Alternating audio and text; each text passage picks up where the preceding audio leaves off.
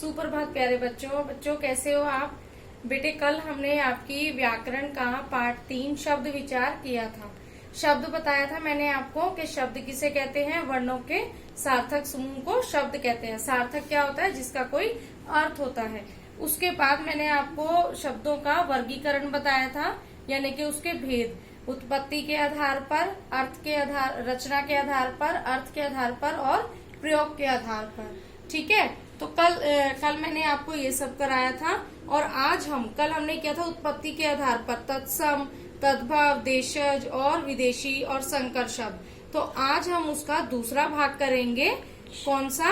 अर्थ के आधार, रचना के आधार पर, रचना या बनावट के आधार पर। आइए आपकी हिंदी की कक्षा में चलते हैं। देखिए बेटे, कल मैंने आपको करवाया था ये सब शब्द किसे कहते हैं, पद किसे कहते हैं और शब्दों का वर्गीकरण यानी कि उसके भेद। फिर भेदों में मैंने उत्पत्ति के आधार पर करवा दिया था आपको। उसके बाद आज हम करेंगे रचना या बनावट। रचना या बनावट एक ही बात है। अगर आपको आ जाता है बनावट के आधार पर तो भी आपने यही लिखना है और रचना के आधार पर भी। ठीक है, रचना के आधार पर। तो आज हम करेंगे रचना के आधार पर। रचना के आधार पर शब्द के 3 भेद हैं। कौन कौन से हैं? रूढ़ शब्द, यौगिक शब्द और योग रूढ़ शब्द। ठीक है, रूढ़ शब्द कौन से होते हैं? बहुत आसान नाम है, रूढ़ शब्द, यौगिक शब्द और योग रूढ़ शब्द। जब आप मेरी इस वीडियो को देखेंगे, ठीक है, तो आपको ये नाम साथ साथ बोलने हैं जिससे कि आपको याद हो जाए और आप ना भूलें। ठीक है, रूढ़ शब्द वे शब्द जिनका एक निश्चित अर्थ होता है और वे स्वयं में पूर्ण होते हैं। ठीक है, वे स्वयं में पूर्ण होते हैं, इनके खंडों का कोई अर्थ नहीं निकलता। वे शब्द जिनका एक निश्चित अर्थ होता है और स्वयं में ही पूर्ण होते हैं और इनके खंडों का कोई अर्थ नहीं होता। देखिए कैसे, जैसे रात और घर। रात में रा प्लस ता बना दिया तो कोई मतलब ही नहीं रह जाएगा। रा का कोई मतलब नहीं है और अकेले ता का भी कोई मतलब नहीं है। ऐसे ही घर, घा का मतलब नहीं है और रा का मतलब नहीं है अकेले अकेले लिखने पर, यानी कि अलग अलग लिखने पर। तो रात और घर, ये मैंने 2 एग्जाम्पल दिए हैं आपको। ठीक है, इनको अलग अलग करेंगे तो इसका कोई अर्थ नहीं रह जाता। उसके बाद है यौगिक शब्द। यौगिक का मतलब क्या होता है? योग से बनने वाला, यानी कि जोड़कर बनने वाला, योग से बनने वाला। वे शब्द जो 2 या 2 से अधिक शब्दों के योग से बनते हैं। वे शब्द जो 2 या 2 से अधिक शब्दों के योग से बनते हैं क्या कहलाते हैं? यौगिक कहलाते हैं। जैसे देखिए, गंगा प्लस जल। गंगा प्लस जल को अगर हम अलग अलग भी लिखें तो गंगा का मतलब भी है गंगा नदी, और जल का मतलब तो आप सभी को पता है कि जल का मतलब पानी। ठीक है, तो ये 2 शब्दों के योग से बना है, गंगा जल। उसके बाद रसोई घर। रसोई भी अलग शब्द हो सकता है कि ये रसोई है। रसोई घर क्या होता है? जहाँ पर खाना बनाया जाता है। ठीक है, आपके सभी के घर में रसोई है। घर मतलब रसोई बनाने वाला घर। इसका भी अलग मतलब है, इसका भी अलग मतलब है। तो ये क्या बन गया? यौगिक। यौगिक शब्द यानी कि 2 शब्दों को जोड़कर बनाए गए शब्द। आ रहा है समझ में आपको? Very good. उसके बाद है योग रूढ़ शब्द। योग रूढ़ शब्द जो है वे शब्द जो यौगिक तो होते हैं, यौगिक तो है, 2 शब्दों के योग से तो बने हैं, लेकिन एक विशेष अर्थ प्रकट करते हैं।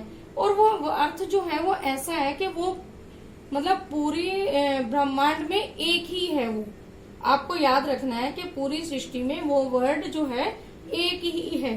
देखिए कैसे, वे शब्द जो यौगिक होते हुए भी विशेष अर्थ प्रकट करते हैं योग रूढ़ शब्द कहलाते हैं। इनके टुकड़े भी किए जा सकते हैं। ठीक है, इनके टुकड़े भी कर सकते हैं। देखिए जैसे नीलकंठ, नील प्लस कंठ, यानी कि नीला है गला जिसका।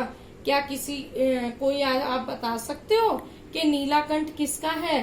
किसका गला नीला है? भगवान शिव शंकर भगवान का जो गला है वो नीला है। ठीक है, भगवान शंकर नीला है जिसका कंठ, ये टुकड़े हो गए ना इसके, नीला है जिसका कंठ, अर्थात भगवान शिव शंकर भगवान के अलावा कोई भी भगवान ऐसा नहीं है या कोई भी व्यक्ति ऐसा नहीं है जिसका कंठ नीला है। समझ आ गया आपको? मैंने आपको कहा कि वो चीज केवल एक ही है पूरी सृष्टि में। योग रूढ़ में वही आपको उदाहरण देखने को मिलेंगे। ठीक है, उसके बाद तो ये था रचना के आधार पर। रचना या बनावट में लिख देती हूँ, रचना या बनावट के आधार पर। ठीक है, रूढ़ शब्द, यौगिक शब्द और योग रूढ़। रूढ़ में क्या था? जिनके खंड नहीं हो सकते, टुकड़े नहीं हो सकते, अपने आप में पूर्ण होते हैं। यौगिक में क्या था? जो दो योग से बनते हैं, यानी कि दो या दो से अधिक शब्दों के योग से बनते हैं। और योग रूढ़ में जो यौगिक शब्द तो होते हैं, दो या दो से तो मिलकर, शब्दों से मिलकर बनते हैं, लेकिन एक विशेष अर्थ को प्रकट करते हैं और इनके टुकड़े भी किए जा सकते हैं। ठीक है, मैं उम्मीद करती हूँ कि आपको समझ में आ गया होगा।